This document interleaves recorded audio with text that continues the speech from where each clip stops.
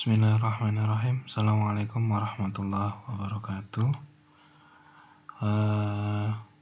Kali ini saya akan menjelaskan mengenai bagaimana cara kerja bahasa HTML ya.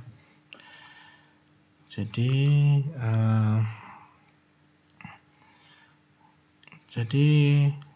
saya perkenalkan dulu HTML itu apa. HTML itu panjangan dari Hypertext Markup Language ya.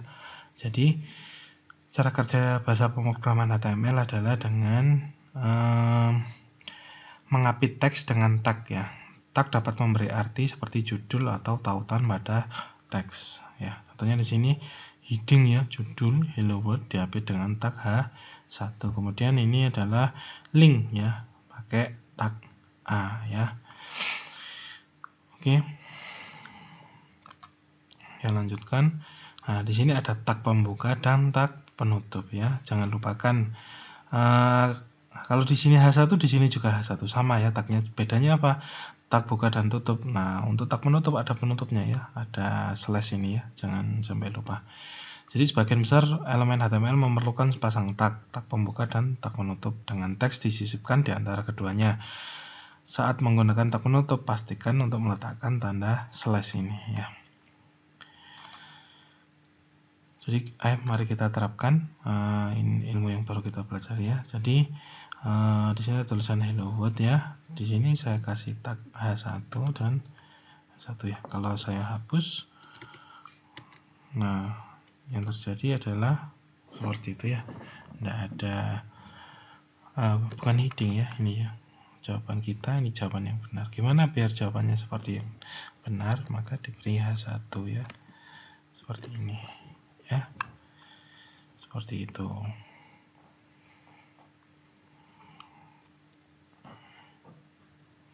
Oke, ketika dicek ini diperiksa benar ya. Oke, berikutnya kita masuk ke judul dan paragraf.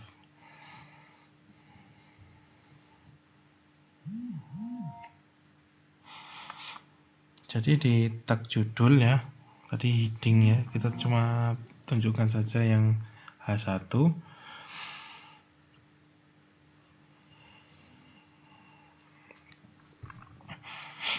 H1 itu heading yang besar ya, semakin besar H-nya maka dia akan menjadi judul ke sekian ya. Tag judul digunakan untuk memformat elemen judul. Tag ini bervariasi mulai dari H1 hingga H6. H1 menjadi yang terbesar dan H6 menjadi yang terkecil seperti ya. Ini previewnya hasilnya. Ingat ya, jangan lupakan tag tutup itu harus ada penutupnya ya, slashnya ini. Oke. Kemudian tag paragraf. Nah, tadi kan kita ngomongin judul, sekarang paragraf isinya. Gimana? Jadi dengan menggunakan tag P menentukan paragraf ya. P itu mewakili paragraf. Teks yang diapit oleh tag seperti H2 dan P dimulai di baris baru gitu ya. Contohnya ini, jadi saya punya Browget ya.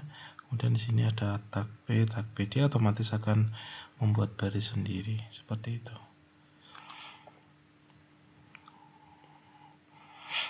Jadi contohnya nih ya, penggunaan H1, H2, H3 sampai P ya.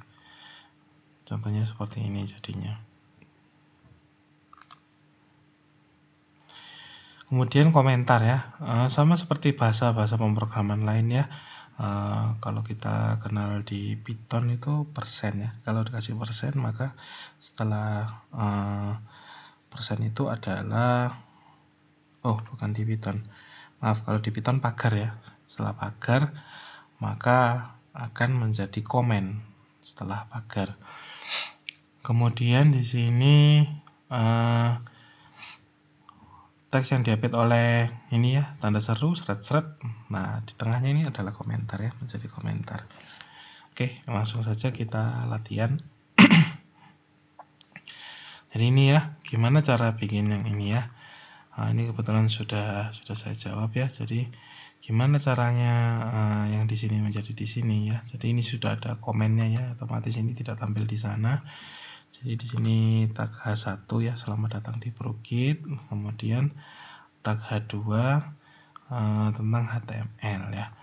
Coba kita cek kalau H3 gimana hasilnya.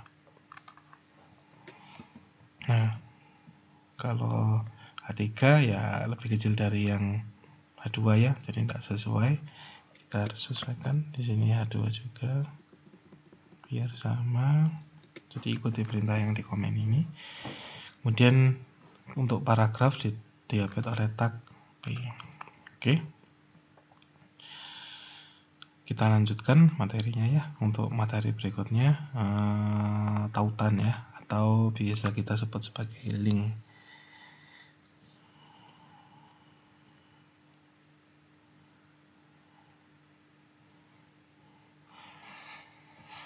Nah ini ya, gimana sih cara bikin link itu? Nah, jadi Anda dapat membuat dengan mudah tautan ya, link itu dengan tag A.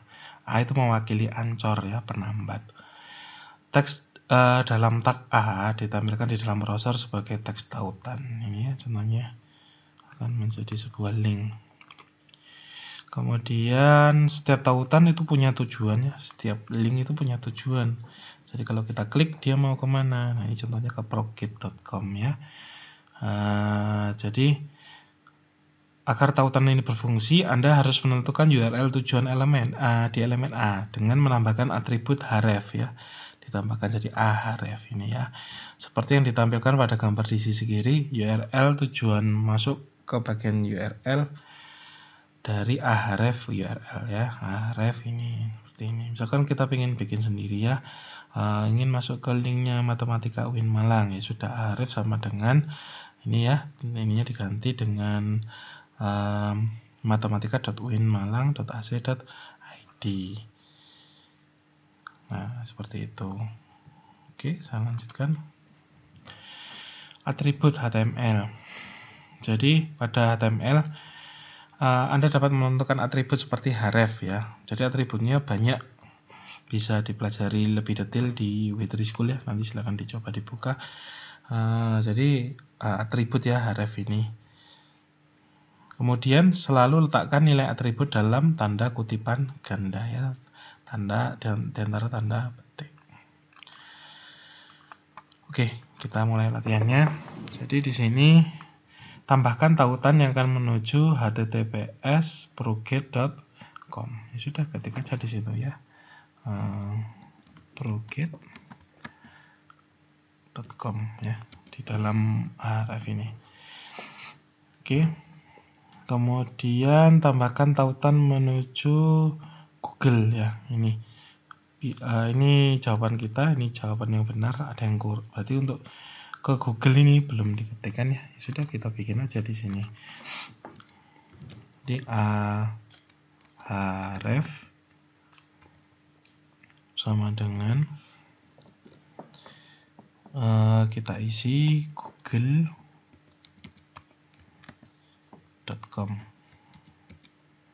Kemudian jangan lupa ini ditutup. Kemudian di sini ditulis ke Google. Nah, sudah sama ya jawabannya. Oke, kalau sudah kita klik ini kirim jawabannya, kita cek. Oh ya, ada yang kurang. Untuk ubah atribut href pada elemen A yang pertama ke ini prokit.com. Oh ya, ada yang ketinggalan ya. https sama ini juga kurang. https. Oke. Kirim. Nah, sudah benar ya. Oke, berikutnya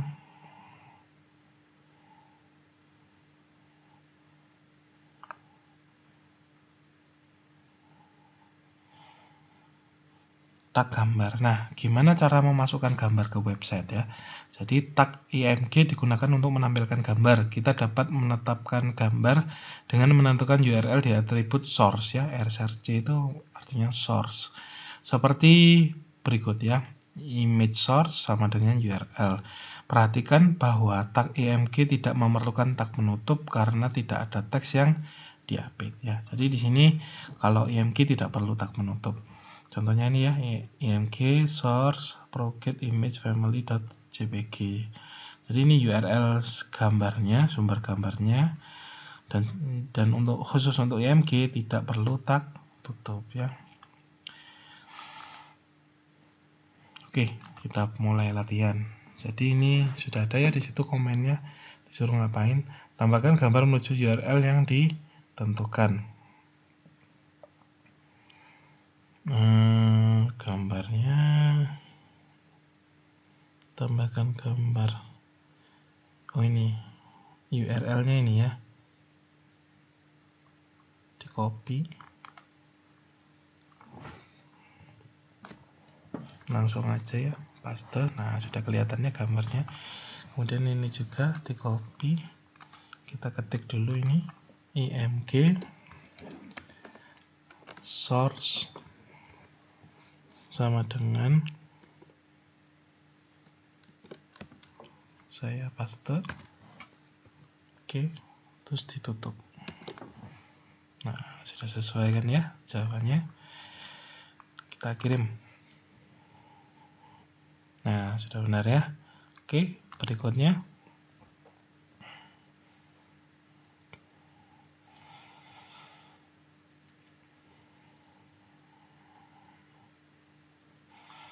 nah, kita mau membuat sebuah daftar ya, atau list ya. Jadi Anda dapat membuat daftar dengan mengapit teks dengan tag li ya. Kemudian jangan khawatir, kita akan membahas tag ul untuk di slide berikutnya ya. Jadi li itu list ya, dari kata list. Jadi membuat daftar. Contohnya ini HTML, PHP, sama Ruby ya. Jadi tag pembukanya li, HTML, kemudian jangan lupa tag tutup ya, li, seperti ini. Oke, saya lanjutkan.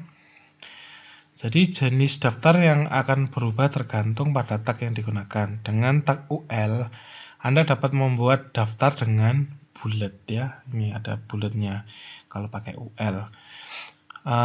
Jadi ul itu maksudnya unordered list ya. Di sini karena nggak pakai angka untuk urutan, jadi dia tidak urut ya, makanya dikatakan ul, unordered list, seperti itu. Nah, jadi Anda dapat membuat daftar dengan bullet ini ya, bulletnya. Jika elemen Anda bersarang seperti gambar di kiri bawah ini, elemen yang menutupi akan menjadi induk dan elemen yang akan ditutupi akan menjadi anaknya, gitu ya. Oke, saya lanjutkan. Indentation ya, indentasi. Jadi untuk elemen bersarang, praktik yang baik adalah mensejajarkan kode dengan indentasi ya, indentation ya, tab atau jarak ya, dibuat jarak. Meskipun tidak diperlukan, indentasi dapat memudahkan Anda untuk melihat hubungan induk anak ya. Jadi li ini di dalam ul ya, unordered list, seperti itu. Oke, jadi untuk membuat indentasi cukup pakai tab ya. Oke, kita coba latihan. Jadi buatlah sebuah daftar di bawah. Contohnya daftarnya ini ya, HTML, PHP, sama Ruby. Oke, kita bikin dulu ul ya. Kemudian di dalam ul ini kita butuh li ya. Li ini isinya apa aja? Butuh HTML ya.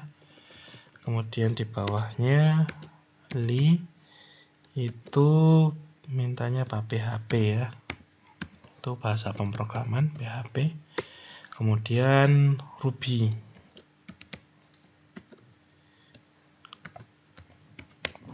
Oke, sudah selesai.